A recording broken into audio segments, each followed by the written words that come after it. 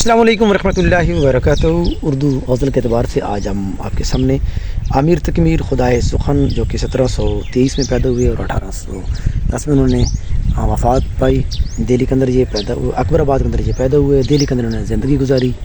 اور اردو غزل کے بہت بڑے شاعر ہیں۔ ان کی غزل ہے کہ جس سر کو غرور آج ہے یاں تاجوری کا، کل اس پہ یہیں شور ہے پھر نوحاگری کا۔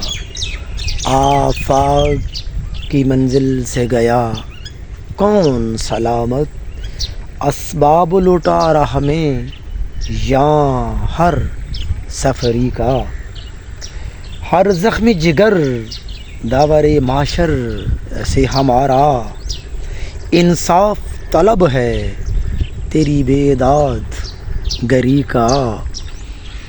لے سانس بھی آہستہ کہ نازک ہے بہت کام، آفاق کی اس کارگے شیشہ گری کا۔